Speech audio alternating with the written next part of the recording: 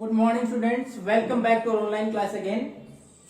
Today we are going to proceed with the second lesson of history, that is new kings and kingdoms. नए राज्य और नए राजा, नए राज्यों की स्थापना होना और नए राजा का बनना, ये हमारे पास नेक्स्ट जो हमारा लेसन है। इसमें हमने जब शुरुआत की है लेसन की, तो उसमें शुरुआत में एक मैप दे रखा है, उसमें दे रखी है 7th सेंचुरी से लेकर 12th सेंचुरी तक जो भी महत्वपूर्ण उस वक्त राजवंश थे हमारे यहाँ, उनके बारे में। ये 7 से आगे ही क्यों? Why these are after 7th century only? 7 तक क्यों? क्योंकि हम जब हिस्ट्री पढ़ रहे थे, we have divided to 3 parts in 6th, 7th, 8th। We are going to read them separately. 3 हिस्सों में डिवाइड किया गया। Ancient which is up to 7th century, जो कि 7th सेंचुरी तक थी। उसके बाद मिडिवल,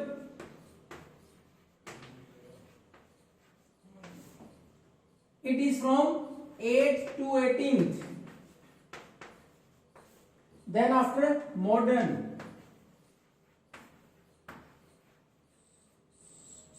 th onwards.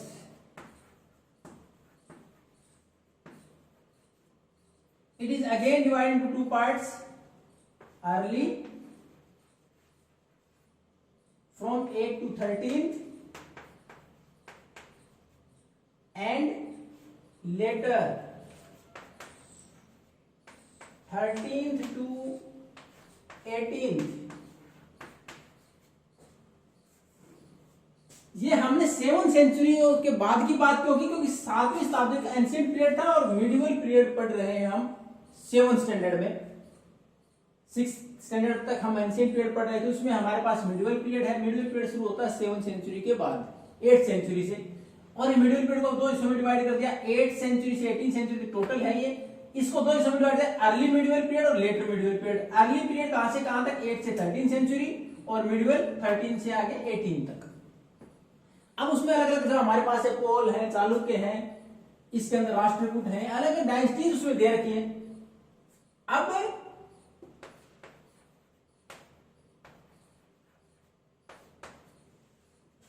इसके अंदर जो राज्य थे, किस प्रकार नए राजवंश बने, किस प्रकार नए राजा है, उसके कुछ एग्जाम्पल दे रखे हैं। कि पहले राजा के सुबॉर्डिनेट्स के तौर पर, उनके सहायक के तौर पर उनके नीचे काम करते थे सामंत और landlords.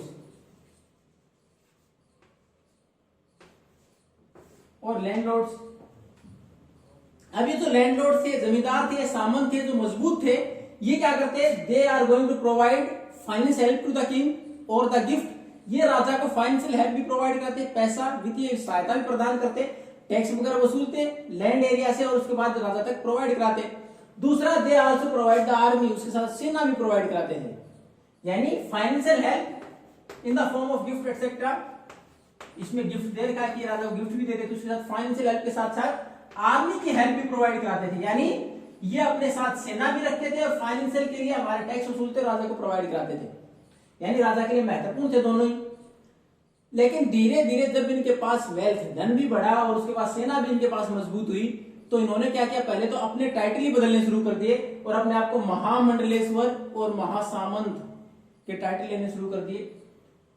And ultimately when they grew to more wealth and power, they overthrow their kings. अपने जो राजा थे उनको पद से हटा दिया गया।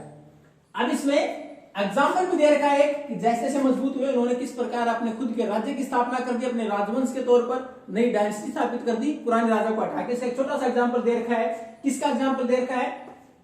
दंती दुर्ग। कौन थे ये? ये राष्ट्रकूट।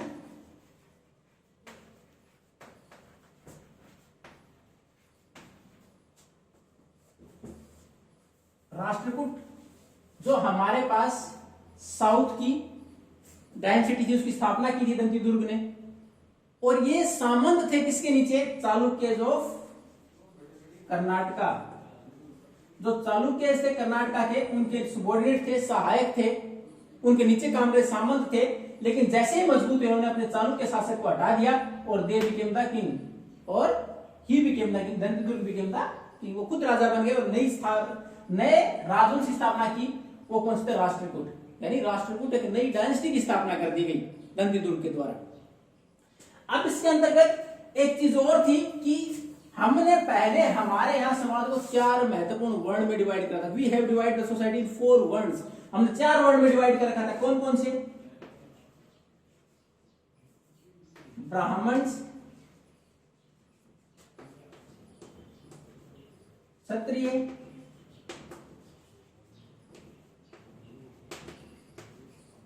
वैश्य और शूद्र। Who was supposed to rule? शासन करना है राजा किसको माना जाता था? राजा किससे बिलोंग करता था? क्षत्रिय वर्ण से बिलोंग करता था। लेकिन हर बार ऐसा जरूरी नहीं कि क्षत्रिय शासक बने, लेकिन एक क्षत्रिय शासक को इजीली एक्सेप्ट कर लिया जाता था समाज के द्वारा। तो इसी प्रकार अगर किसी और वर्ग से शासक बनता तो उसको अपने आप को क्षत्रिय साबित करने के लिए they have to do different rituals, उनको अलग अलग प्रकार के रिचुअल्स करने पड़ते। वैसा ही दंतिदुर्ग के बनने के बाद क्या गया? हिरण्यागार।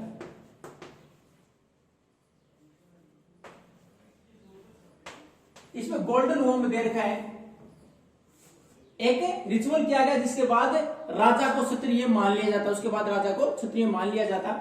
उसी प्रकार फिर नीचे एग्जाम्पल दे रखे, कुछ एंटरप्राइज जो अलग अलग काम करने वाले लोग थे, अलग अलग व्यवसाय करने वाले लोग थे, उन्होंने खुद का व्यवसाय छोड़ दिया, अपना प्रोफेशन छोड़ दिया। दे टुक टू आर्म्स, उन्होंने हथियार उठाए, यानी अपने आप को मजबूत किया सैनिक के तौर पर। उसके बाद दे कम टू पावर, उसके बाद वो शासन में आए और अलग राज्य की स्थापना कर दी गई। ऐसे 2 एग्जाम्पल और दे रखे। वो एग्जाम्पल कौन कौन से हैं? अब देखो पहला एग्जाम्पल है Kadamba Mayurasharman. Kadamba Mayurasharman and Harichandra, both were from the Brahmin family, दोनों ही ब्राह्मण परिवार से थे। But they took to arm, उन्होंने हथियार उठाए, अपने आप को मजबूत किया और नए राज्य की स्थापना कर दी गई। कदम्ब मयूराश्रमण ने कहा कि कर्नाटका में, और ही belong to Gujjar Pratihara dynasty in Rajasthan. जबकि ब्राह्मण, हमने जो वर्ण डिवाइड किया था, they are suppose to dispense learning, वो ज्ञान प्राप्त शिक्षा देने के लिए, उसके लिए माने जाते थे। लेकिन यहां इन्होंने शासन के ऊपर भी अपना कब्जा किया और शासन चलाया। तो हमारे किस प्रकार अलग अलग वर्ग से किस प्रकार शासक बने, ज्यादातर ये सुबॉर्डिनेट होते थे राजा के, धीरे धीरे मजबूत हुए और मजबूत होने के बाद अपनी नई डायनेस्टीज की स्थापना कर दी गई। It is our first topic in this lesson. For the next topic just watch the next class. If you have any doubt in this topic, then you can ask. Thank you and have a nice day.